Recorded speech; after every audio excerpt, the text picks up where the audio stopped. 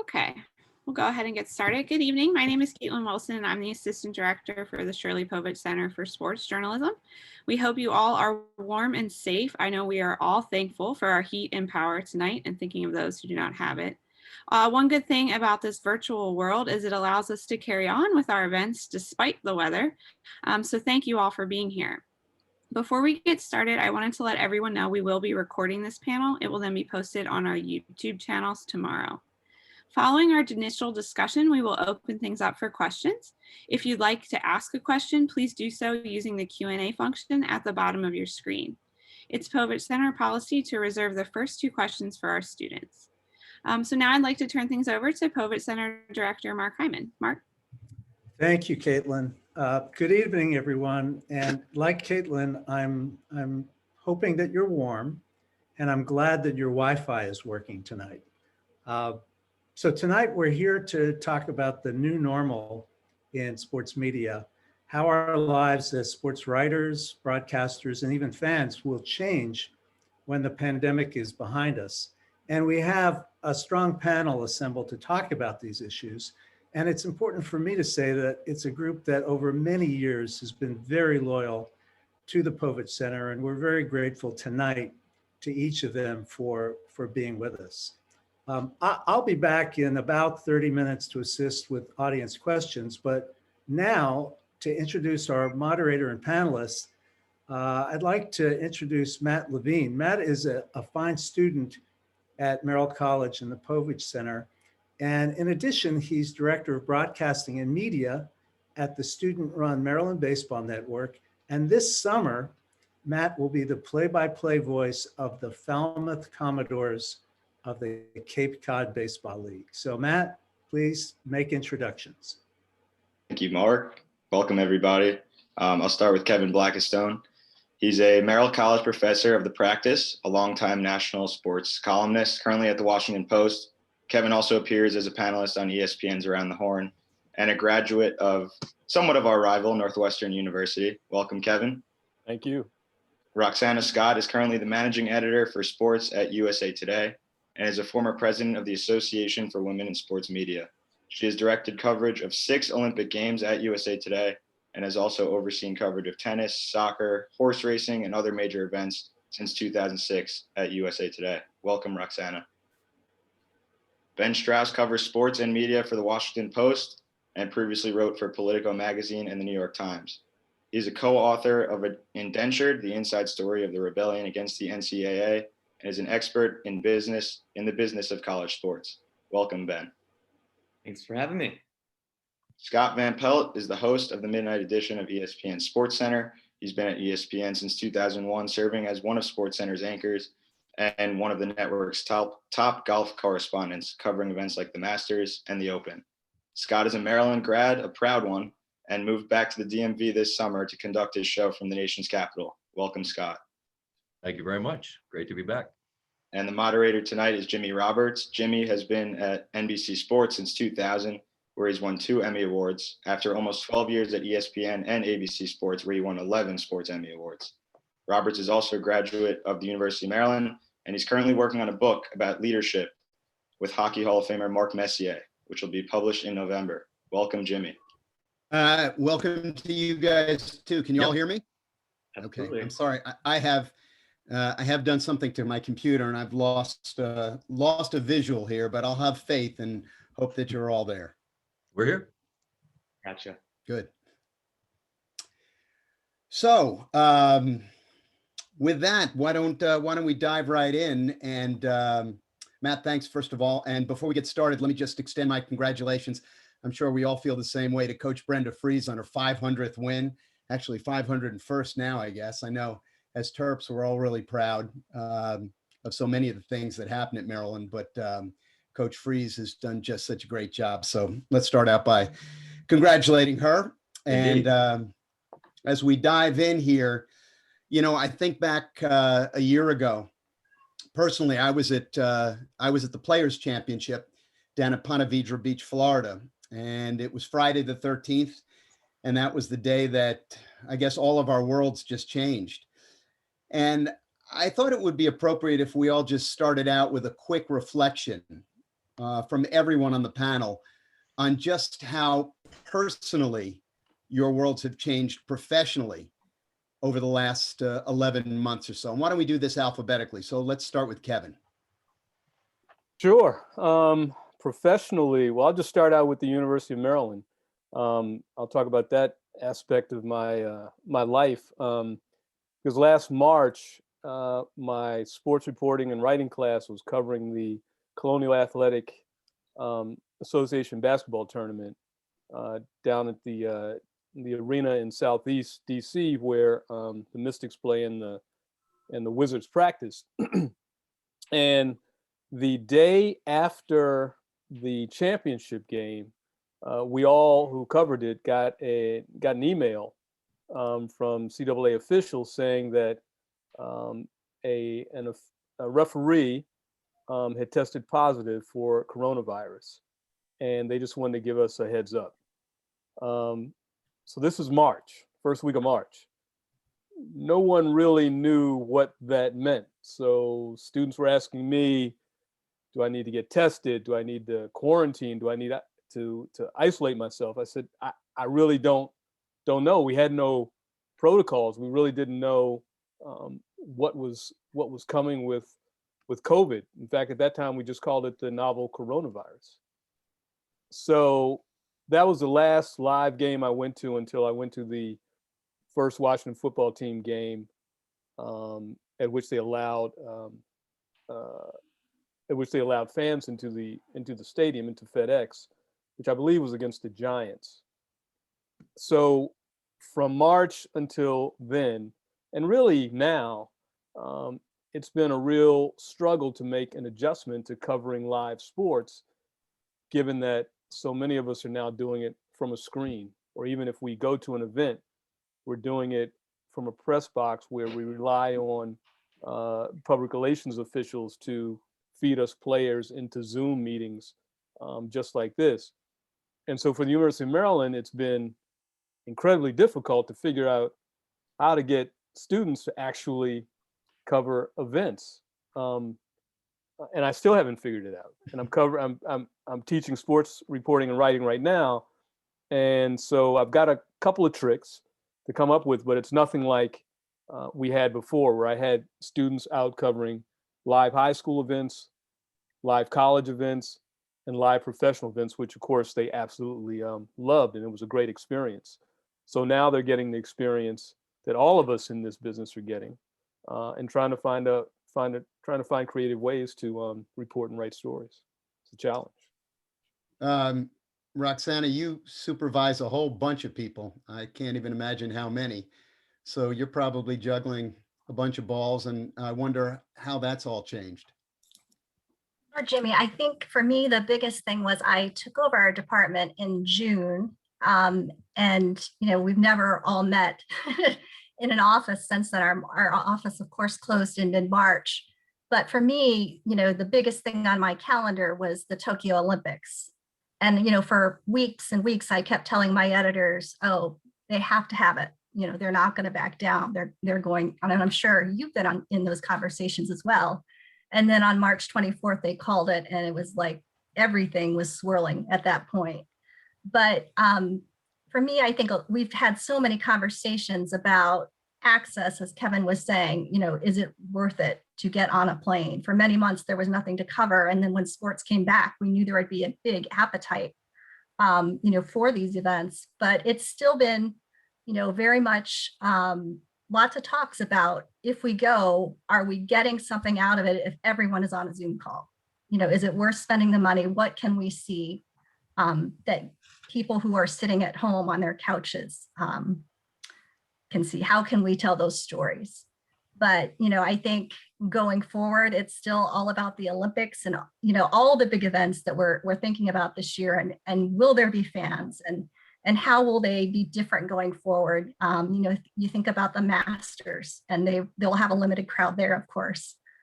Spring training baseball, the NBA is starting to welcome back fans. And how do those conditions change, and how do leagues like the NHL adapt when outbreaks continue? Ben, you're a boots on the ground type of guy. So what's it like on the front lines for somebody who's actually got to get out there and, put a shovel in the ground? Yeah, so I would say, it's nice of you to call me a boots on the ground guy, but I'm not like, covering, any of these teams. I'm not used to traveling with them. I would travel for a story, go write a profile or, go visit somebody, which I haven't done. I've done that over Zoom, but I guess for me, I think I've been having so many of these same conversations that we're having here. I'm talking to the people who are worried about that locker room access. I'm talking to people who are worried about what ad revenue is happening in, the world of the business of sports media. And, been writing about, unfortunately, too many layoffs and contracting places and sort of what, the people that I cover, the people that I've talked to, it's sort of, what does all this mean for us? What does it mean for the people who are going to cover this? And it's been pretty tricky. And I think coming out of it, it's the same questions Roxanne is asking. And are we going to go back to the locker room? Are we going to go back to traveling? Are we going to, is everything going to be virtual? Is everything going to be, our announcers in our basements? And, I think the pandemic has sort of taught us an interesting lesson that it can be done. But I don't know if we've sort of as an industry wrestled or fans, the people who, count on the coverage, if we understand what it has meant for the coverage and what it has meant for sort of the sports industry, if that becomes more normal and we get less of the same things that we were used to. So I think, this panel is, a lot of what, I've spent the last year, talking to people about and writing about. Scott, you and I occupy a little bit of the same world. And I know that my world has changed dramatically, although not to people on the outside, because when you turn on the television, you see what you see. Why don't you paint a picture for folks about, how ESPN has changed the way it has to go about its business and what some of the obstacles are for you getting your job done on a daily basis? I'm happy to dive into that. I just first, as I was listening to everyone speak, I just happened to look at my calendar, and we're 3 weeks from March 11th. And March 11th last year, I sat on the set and broke the news that Adrian Wojnarowski had just tweeted that the NBA season was being stopped. It was going to be paused. And it was one of the most surreal evenings, actually, just full stop. It was the strangest, most unusual night of my professional life. I was supposed to be doing halftimes in between the Pelicans and the Mavericks. We were going to fill in between it was the Mavericks and doesn't matter.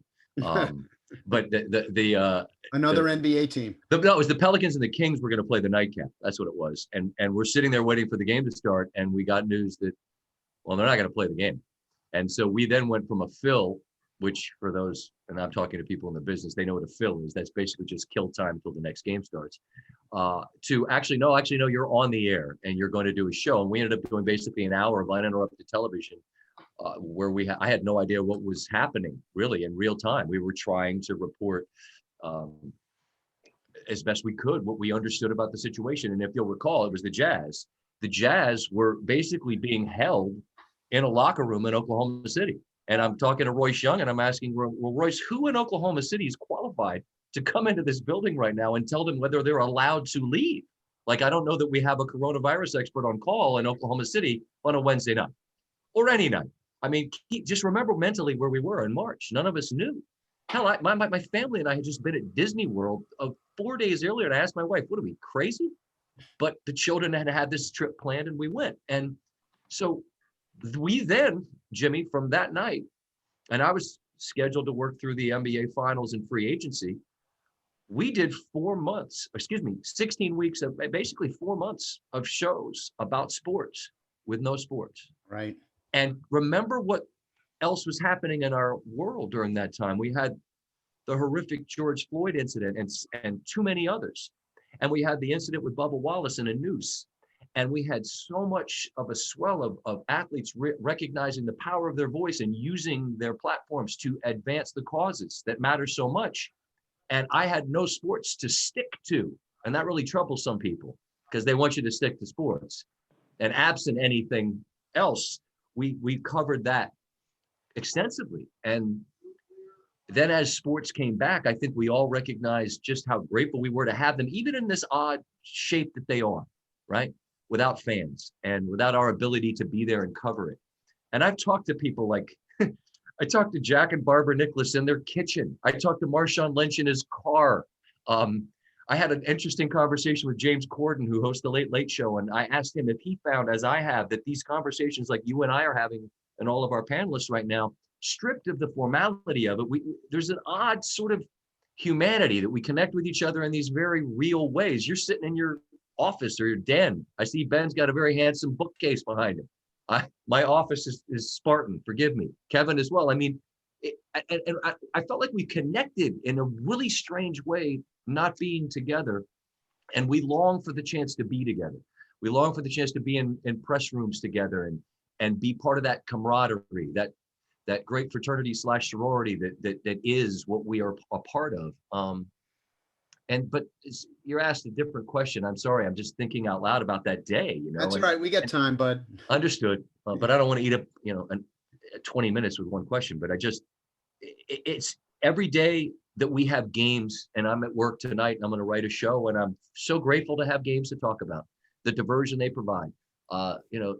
Watching Serena and Naomi play last night, to see 39 and 23 on the court, and to see Serena when it was over, still so great. And yet looking at maybe herself, right? Somebody 16 years her junior who's so powerful and so great, and just thinking about what all that represents. Everything I love about sports on display. And I'm just so grateful we have that to cover tonight. It's odd, it's different, but it beats the hell out of May 9th when it's like, what are we going to talk about, man? But what I'm talking about is, real briefly, let's talk about on a day-to-day basis, because I know there are now arrows in the floor in our studio. Yeah. I know that there are a limited number of people that are allowed into the building. We have robotic cameras. I mean, the protocols that we have to observe, that we all observe in our lives, by necessity, until we can figure this out, they're strange, and business is a lot different. And why don't we just touch on that real quickly? How's everybody's lives changed from a practical perspective? Okay, why don't we start there? From a practical perspective, obviously I'm doing a lot more work from home, as almost everyone is. As I said, I've been to one sporting event since March. Now I could have gone to more, but just didn't happen. I am the only office that I'm really going into is the Around the Horn office. They went back online in I believe late September. And Scott can tell you, and as you just alluded to, Jimmy, with arrows and signs that only one or two people can get on an elevator at a time. You have to stand in the corner.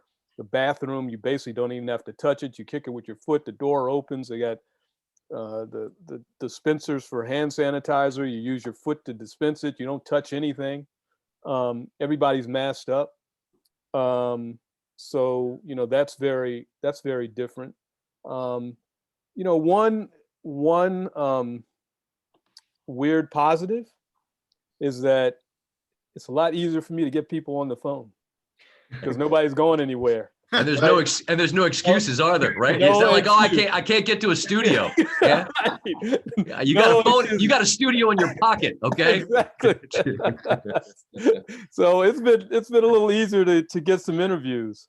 And I would also say I'll just say this too, from a practical standpoint, I like sports to the point where, like Scott, I go to games as a fan, buy my own ducking. Yep. I'm a season ticket holder to the Nets. And I greatly miss that. I really, really miss that. And I think to me, that's the biggest difference in what's going on now. As everyone said, sports is back. There's too much money, too much real estate for sports not to be there. It's too much a part of who and what we are. But the biggest thing is going to be bringing humanity back into these arenas and stadiums. So Roxanne, let me ask you something because I've been thinking about this ever since I knew that we were going to do this.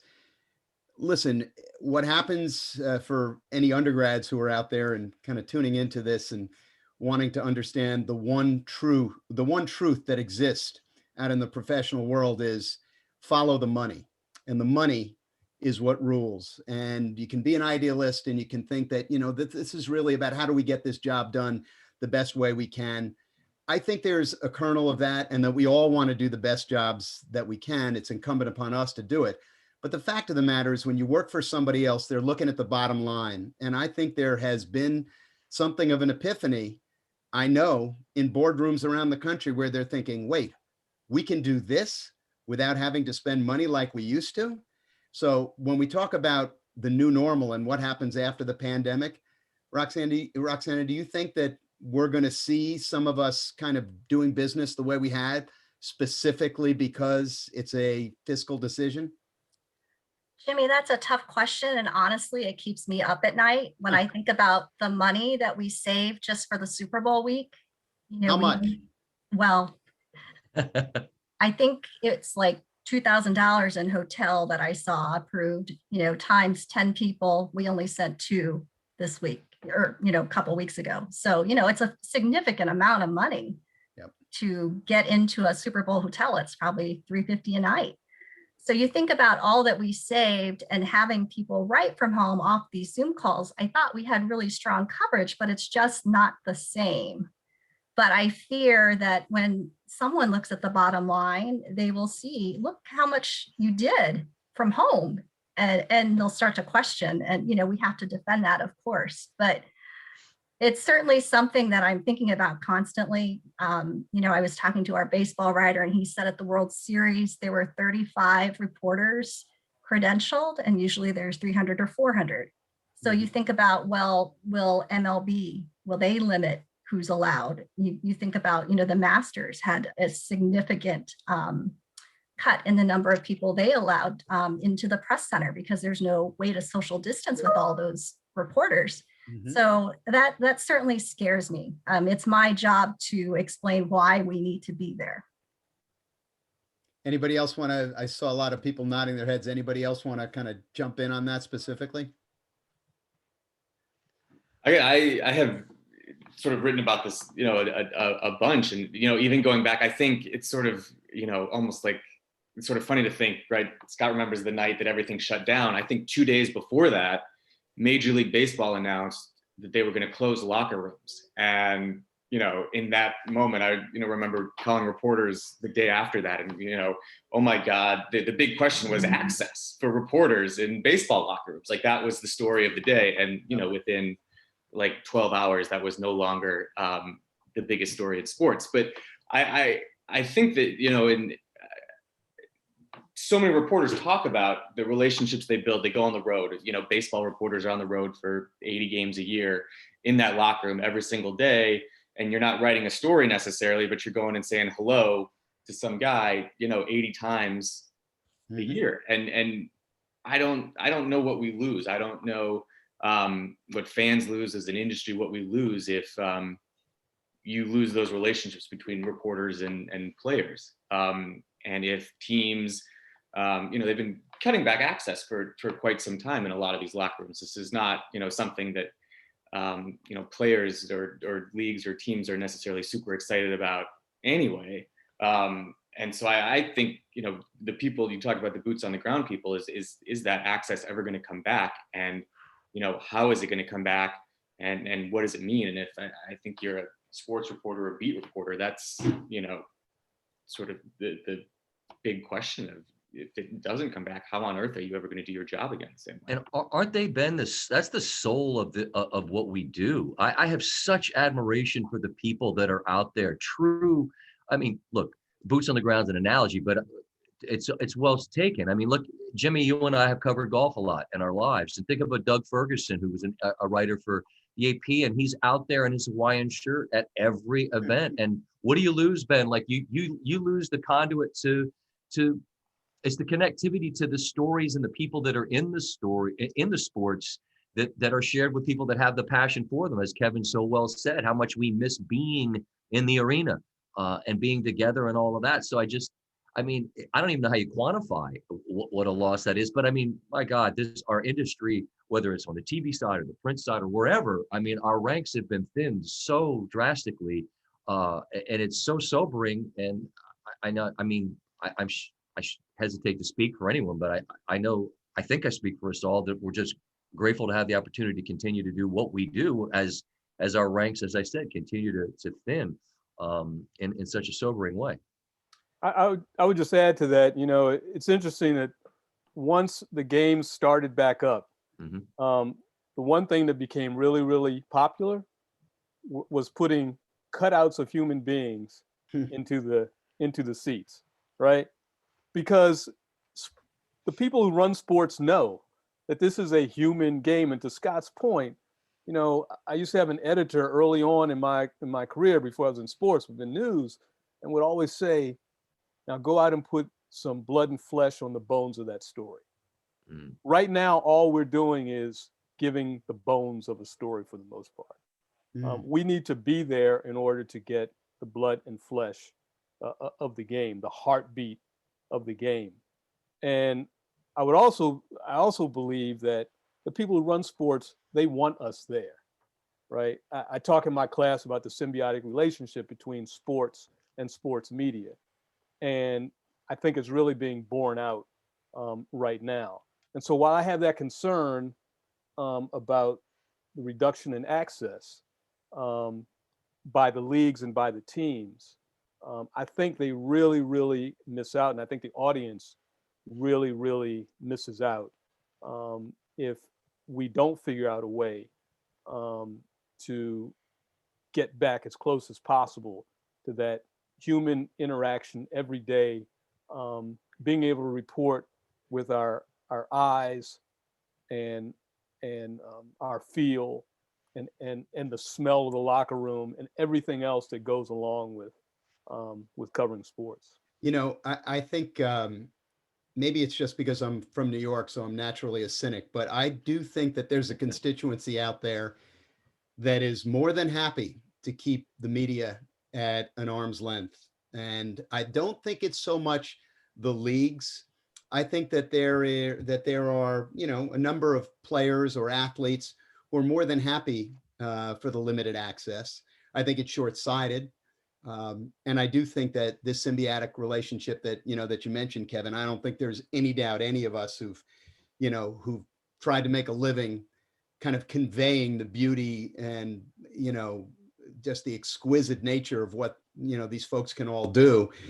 It's just, as you say, it's just bones with no meat and flesh, unless you can kind of, you know, talk to them and find out what it is that motivates them. Like Scott was saying, you know, Naomi Osaka and Serena Williams, it's not just, you know, a couple of sets of tennis. It's not just numbers, it's heart, you know, and some of the great writing. I read an article the other day in the New York Times by someone that I know a number of us know, Karen Strauss, who'd covered golf for such a long time. And now I guess she's on the tennis beat, and she was down there in Australia and just painted such a vivid picture of, you know, who some of these people are. And I must say, you know, I still get a newspaper delivered to my house every morning. And I know I'm a dinosaur for that. I know my son is on here kind of watching this, and he's kind of nodding his head right now. But, you know, long ago, the days have gone where I would pause in the kitchen, you know, and read a 2,000 word kind of profile in a newspaper, but I couldn't stop. And it made me care enough to make last night appointment viewing. And it makes me sad, but I think we're going to lose this. Well, and I would say the way we are covering many of our leagues right now over the Zoom calls, the thing that we miss about the bones of the story is that everyone's getting the same thing. Exactly. You are on the call with all your competition. Yep. They get to say, the team gets to say, these three people are on, and you don't get to talk to, you know, the people that you normally would see in the locker room. That's such a great point. And there's a television show called Chopped. I don't cook, but it's genius television. because everybody gets a basket with the same ingredients. And then the question is, what do you make out of what you get? And it's never like some veal and some shallots and olives. It's like, it's like a cigarette butt and some chewed up gum and Cheetos. Like, good luck. And here's an omelet, and I just fold all this crap in there. But what I'm getting at is that when everyone has the same ingredients, then I guess you really have to find out how clever you are to create something out of the same things. But really, access, fans crave access because they just want to know stuff. Journalists need access so that the art that they are capable of producing. Like Ben, your profile of Bomani. I mean, I've read a bunch on Bomani. I thought you did beautifully, capturing sort of the essence of a very interesting man. But that's, you took the ingredients, but it was the time and the access that allowed you to tell his story. And that's where Jimmy, I think your point's really interesting. And Roxanne, I think you're dead on. If all we're getting is the same Zoom call, like, we're never going to get to the depth of what makes people more than just the guy with 35 home runs, or the gal with 20 some odd slams to her title. I mean, it's and that's, I'm with you. I worry about that and what we lose without that.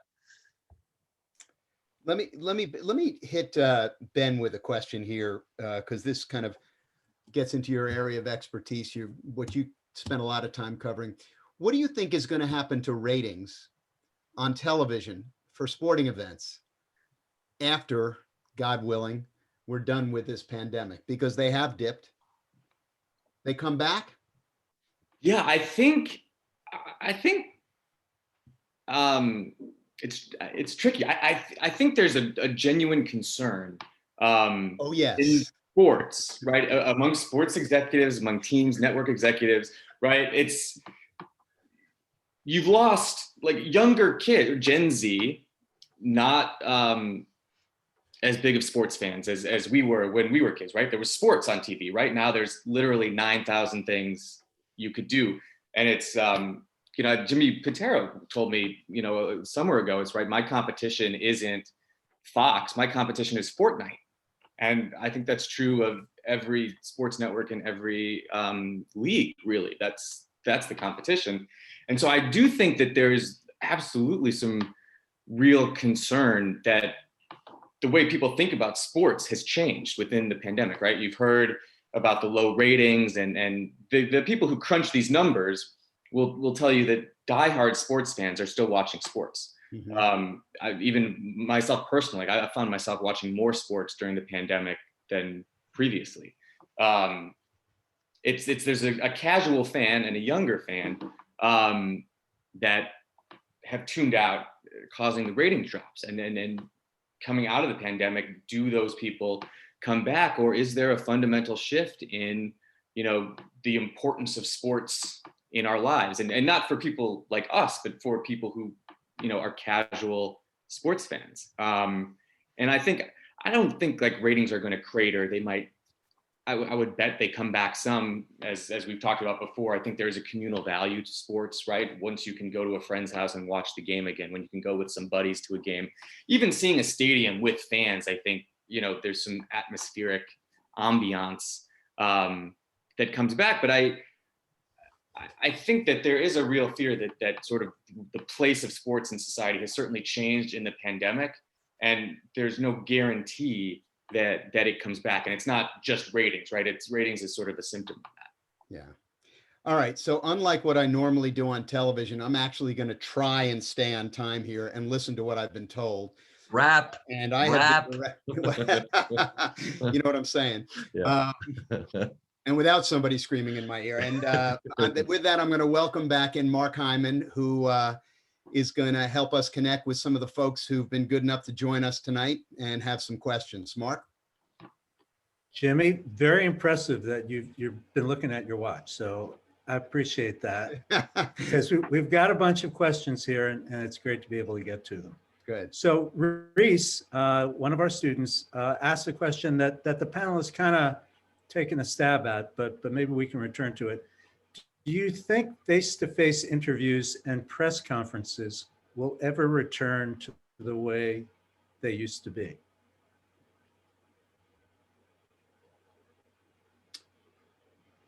I think so. I mean, it'll take a while, but once we get these vaccines delivered and we learn how to live with this virus situation, I mean, I think press rooms can be set up in a way. We've seen it in the White House press room where they can do interviews with people socially distanced and all of that. So I think you'll be able to do that to some degree. Whether or not you can get back in locker rooms like we used to, I don't know. But I was thinking about this coming into this panel discussion. It may, and Roxana, you know this, it may wind up being something like we have in the Olympics, right? Where you have The mix zone. the mix zone, where you can, you may be able to do something like that if you're not. Kevin, let me interrupt you. I'm sorry. Let Yeah. me interrupt you. Explain to the folks out there what the mix zone is at the Olympics. It's strange. Yeah, so it's an area where they will set up somewhere in the bowels of the whatever arena you're at situation, and they will divide up the press and the broadcast media, and there's like a chute, maybe behind a fence or some sort of barrier, and the athletes and coaches are funneled into this area, kind of like cattle, and you get to go up to them and fire away your questions, and then they respond over this fence. And I can see a moat being put in between it. So it's not, you know what I mean? Right? To keep for the social, and so maybe something like that could be set up. I think the interesting counter to that, to whether it gets back to what it was, it alludes a bit to what Jimmy mentioned. And I think as the access that is now gone, I think athletes, that if you're a baseball player or a basketball player, I mean, you're playing an 82 game season or 162, whatever. Maybe you get sick and tired of that guy or that gal that's there every day. And now that it's gone, you voice to the powers that be, I'd prefer not to deal with that. And the power that athletes have now, and it's larger than it's ever been, perhaps that trumps our desire to be there to tell their stories. I think that'll be an interesting thing to see. Once you've surrendered something, how much of it do you get back from the other side of the microphone, from people that perhaps aren't particularly interested in giving it back to us? That'll be an interesting, I don't know if obstacle is the right word. But I think it's a reality that'll probably be a challenge in some instances. You can't unring the bell. There you go. I think part of that, right? I think Kevin, you talked about sort of the symbiotic relationship between, these entities that we cover and the jobs that we do. And I think for a long time, these entities needed the sports media in a way that they need them less now, right? A player No doubt. want to do an interview in the locker room, because if he's a star player, he's got his own media company, right? Not only can he tweet, not only can he go on YouTube, or she can have a documentary crew follow her around, and that athlete can have final cut on that documentary. Like that, you don't need a conduit to your fans in a way that you used to. And I think that's sort of a real key layer in terms of, does the access come back? For when the arrangement was made, we were needed in a way that we just aren't as much anymore, unfortunately. Well, I will say this, Scott, I think you're 100% right. I think that what we're seeing is athletes have more and more power. We've seen this develop over the last half century, but I think the people who regard what we all do for a living as important are at the controls of, what's going on. I think the real question is, what's the dialogue going to be like between the athletes and league commissioners and people who run communication? I do think there'll be a pushback from the athletes. I think they're going to become very comfortable with this. Look, if they want to get their message out, to the people that they respect and the people that they trust, they'll find them and they'll talk to them. And they may not want to bother with the rest. Meanwhile, on the other side of it, and we had this discussion, I think, with people on the PGA Tour, that it's really in your best interest, because you don't want to cut Doug Ferguson. You don't want to cut him out. No, Because he's the guy who can really communicate what's really going on. So I think the dialogue, just my opinion, is going to be between the athletes and the people who run the league, not between the people who run the leagues and all of us. yeah. But to Ben's point, if you start seeing those numbers shrink, I mean, listen, everybody makes the money they make based off television contracts that are based off their delivering certain ratings and advertisers and all the rest of this, which gets boring. But if the leagues are concerned about their popularity, and then it would be in the league's best interest to tell the players that it's in their best interest to whether it's begrudging or not, to allow the access to people like us so that we can continue to share the stories that put the blood and bones, as Kevin. The blood and flesh, I should say, on the bones. That's really well said. I love that idea. That's perfectly. Who said that, Kevin? Oh, some journalism editor or professor I probably had way back when. Probably Yeah. Dick Haney, the legendary Dick Haney in Chicago. Salute to Dick Haney. That's well said. I So, think you could take it as your own now, Kevin. I'm I'm gonna say it's curious Kevin. I heard Kevin whether, Blackistone say it. I'm curious whether anyone on the panel, I guess I'm speaking primarily to Scott and Jimmy, has had this conversation with athletes about access and how they feel about the limits that have been on access, during the pandemic, and whether they would welcome returning to something like the pre-pandemic rules.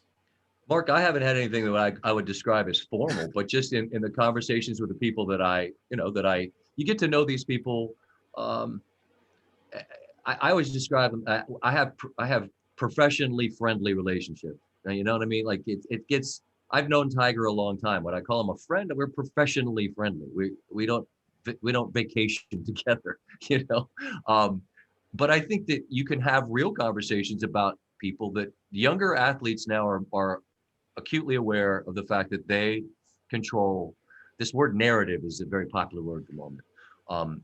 And it can be used to frame something like, oh, well, that's the narrative that you don't like that's being said about you. But if you are in control of your narrative, then really what you get to do is share with people the best version of yourself, exclusively. And I think that they're bright. The modern athlete's smarter than I think the modern human is wiser than we were. They just have a better idea of how the game's played. And I think they know that they're in charge of it. That's my sense. No one said to me, well, I'm not going to talk to you because I could just, you have a production company and we can just, film the good stuff. But in informal conversations, absolutely that idea is understood at least to my experience. I have not had a conversation with any specific athletes, but there is an example that kind of touches on a little bit of this situation that came up a couple of years ago. A couple of years ago at the Players Championship, they decided to limit access to the range. And one of the great things, Scott obviously covered a lot of golf, as we've discussed, that you get a lot of your work done on the practice range. Roxana, this, that's where you go to kind of get somebody while they're hitting balls and they're, you're just shooting the breeze and you get a nugget or two and it turns into something that really illuminates who they are or why they go about what they do. Well, the PGA Tour decided a couple of years ago to limit access on the practice range. And I think that was at the behest of the players. And I did have a conversation with some people from the PGA Tour, and I made it very clear that I was just one small voice, but I think it's a huge mistake because I think what it does is it makes people two-dimensional instead of three-dimensional. It doesn't give us a chance to, to do what Kevin said, to put the blood in the Flesh. Use this too. The real takeaway from this Zoom. Exactly. Anyway, but the Everybody point wasn't is, that metaphor You know forever. what I'm saying? yeah, exactly. But the point is, I haven't had, to answer your question, Mark, I haven't had any question or discussion with any athletes about this, but I have had a discussion with some people at the PGA Tour administrative level about this. One last very small point about that is that there's a reason why the Masters is everyone's favorite tournament. And one of the reasons I should say that it's everyone's favorite tournament is what access do Right. we have on the range there? That's right. None. Absolutely. And that is an important week for the players. They prefer not to be bothered. But to Jimmy's point, and those little nuggets that you get that aren't part of a Zoom call, often those are just very casually thrown out as someone's warming up, and you can get that little anecdote that makes its way into a broadcast that differentiates you from somebody else. So it's a shame when those things are eliminated. So here's a question that I think is at least a 25-minute question. The question is, how has sports media, in your view, covered the risks of playing during the pandemic? And then the person who submitted the question makes a reference to a certain quarterback who won the Super Bowl, who apparently was not wearing a mask on the podium after several of the playoff games. So I think the inference is, did some players get a pass, despite the fact that they were not following protocols very closely?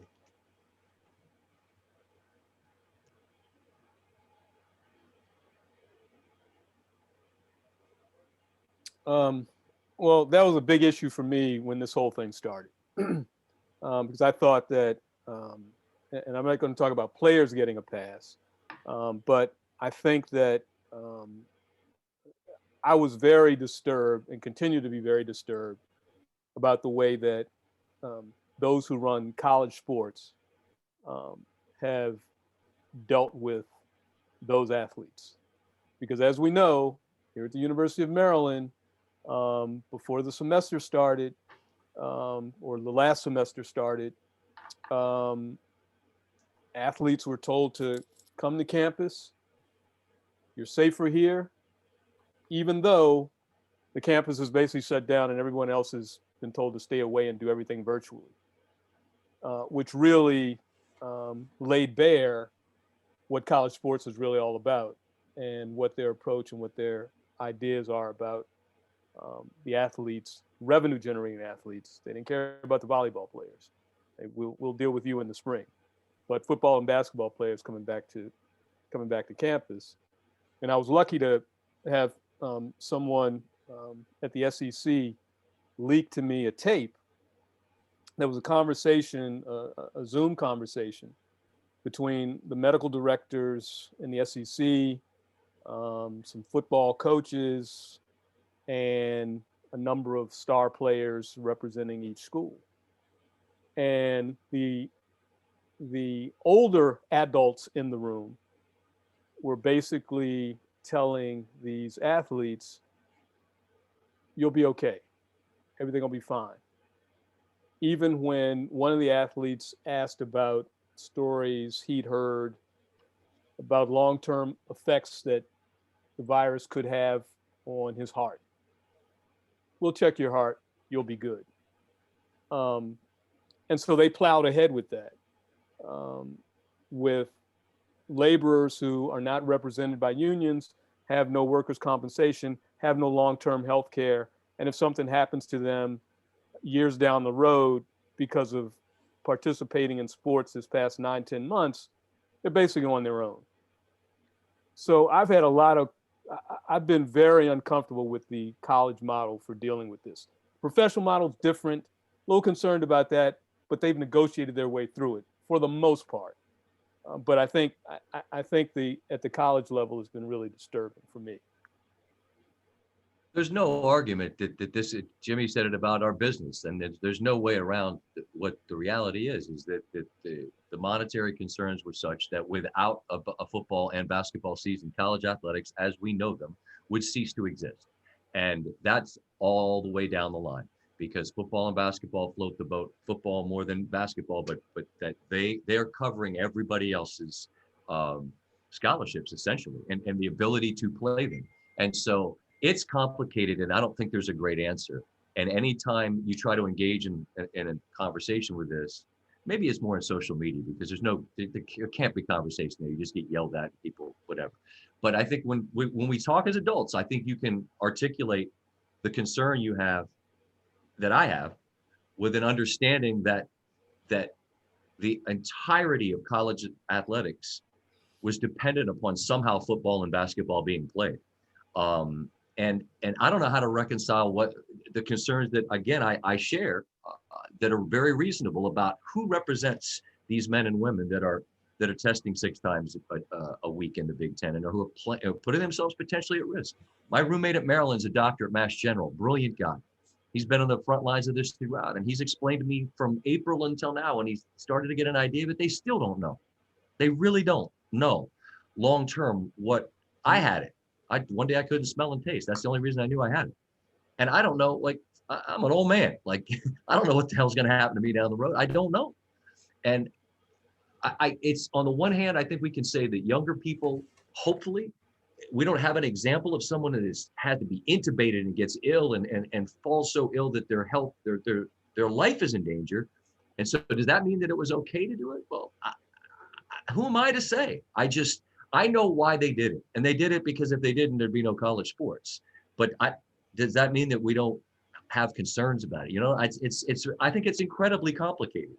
Or maybe it's not. It had to happen so that they would continue to exist. And again, I think we probably know more 5-10 years down the road about the intelligence of having done any of this.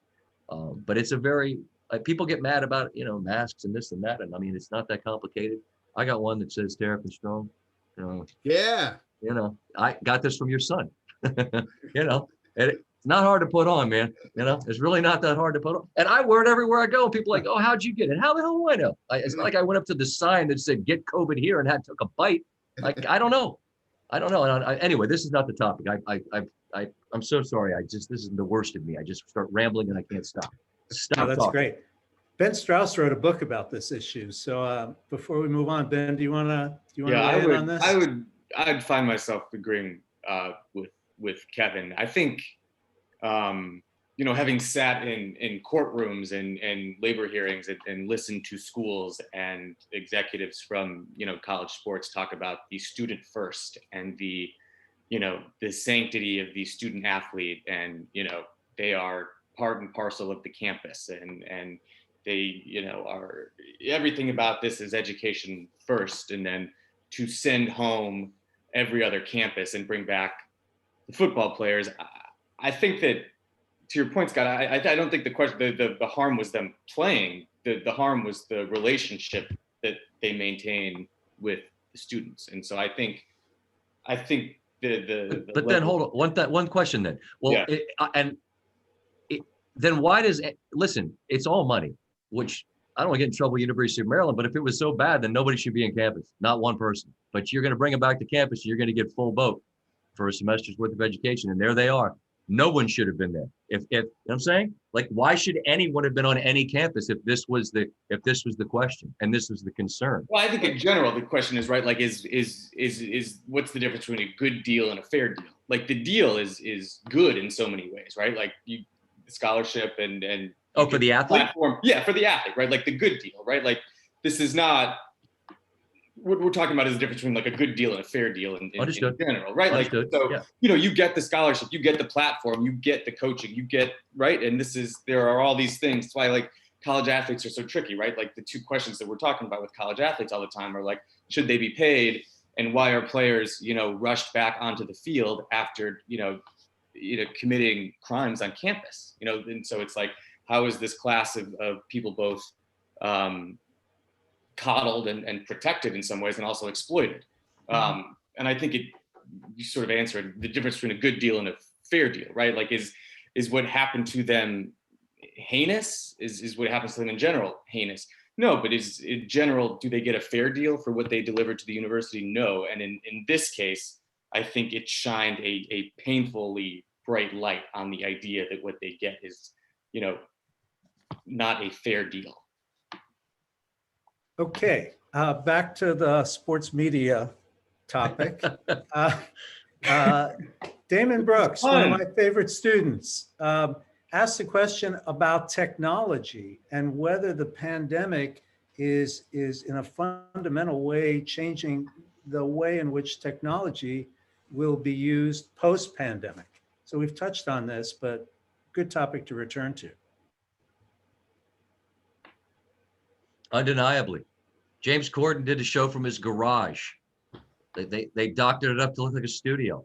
You know, I mean, as I said, we've all done some version of a show, which, as Roxana points to, has us all sort of this existential question of how do we do what we do. And I mean, all of us, and I'm proud to be part of this panel of distinguished journalists who've done, I think, each in his and her own way, different things. A lot of years, right? A lot of miles on these tires. And I think, do we know right now what it looks like? I mean, pre-pandemic, I didn't know what media looked like in the next 5 years. But how this has asked us to answer questions differently of ourselves, and the way we ask our subjects questions, I think undeniably has forced people to examine what the future of the business is. And it's Kevin, like I said, like you got a studio in your pocket. Don't tell me you can't get on with me. I FaceTimed Marshawn Lynch on Hawaii in his car. I mean, don't act like I can't. Don't act like you can't give me 5 minutes. Makes it easier in some respects. Harder for them to say no. And Scott, your point about technology, Marshawn Lynch was part of this new football league that was introduced last weekend, and they were streaming on Twitch. So I think the way that sports are consumed and distributed are a big part of what we're looking at post-pandemic. I didn't look at any TikToks before the pandemic, but suddenly, like in the last 9 months, everybody's doing it. Yes. I started dancing. I didn't know what the hell I was doing. I just thought I had to. I thought that's what you do on TikTok. I didn't know. Last question. Maybe Ben could take the lead on this. What do you think with regard to the kind of future of streaming services versus linear TV, Ben, and how the pandemic may have accelerated or changed the kind of arc of that trend? Yeah, it's a good question. I think that we're certainly moving that way, and the question is, how fast are we going to move that way? I think the NFL deals are going to come down pretty soon, and we're going to see the same traditional, linear television companies keep most of those, and so that would, show you that, we're not over the cliff yet. But every large media company is pivoting to streaming. I think that's one interesting thing, right? Like the companies that are pivoting to streaming are the same companies that we, know for our sports. ESPN has ESPN and Disney Plus, NBC has Peacock. And I think that's an interesting thing to note, that it is the same media companies, they themselves are pivoting to streaming. We're not necessarily seeing new companies at this point yet sort of dominate that. Ben, do you think an NFL package goes to something like exclusively streaming? Because they're gonna buffet this so that everyone's got do you think somebody gets If I had to guess right now, I think that Thursday Night Football ends up on NFL Network and Amazon. Okay. But that's only because none of the networks wanted it, right? It might be billed as Amazon gets this, but I think every network had a chance at it and didn't want it. And the reason that no network wanted it is because it's not exclusive. And if you don't have exclusivity is so important. And so if you're sharing Thursday Night Football with Amazon and NFL Network, what good is it to have that on ESPN? It's not worth $1 billion to you. So I think all of this is moving. I don't think we're, falling off the cliff next year. And I think, if the NFL signs 10-year deals, we're going to have the NFL on linear TV for a long time still, even though, everyone looks around and we know at some point we're all going to be streaming this stuff anyway. Mm-hmm. Well, sadly, it is 7:59:59. So we're going to have to say goodnight. I want to thank Jimmy Roberts so much for serving as moderator, and our panelists, Roxana, Kevin, Ben, and Scott. You guys have been a sitting ovation for this group. So thank you. We really appreciate this great discussion. Before we go, I just want to alert you to our next panel, which will be March 2nd. The topic is college coaching after Title IX, why fewer women's teams are coached by women. And the panelists will be Christine Brennan, the columnist for USA Today, Brenda Fries, head coach of Maryland's women's basketball team, just got her 500th win, as Jimmy mentioned. Crystal Langhorn, former professional basketball player with the Seattle Storm and a Maryland alum. And Christy Winters Scott, basketball analyst for ESPN, Big Ten Network, and also a former player at Maryland. So we're looking forward to that important discussion on March 2nd and hopeful that you can join us for that one. So thank you again to the audience and the panel. Have a great night. Thank you so much. See you guys. Thanks, Stay guys. safe. Go Terps. Yeah. Take care.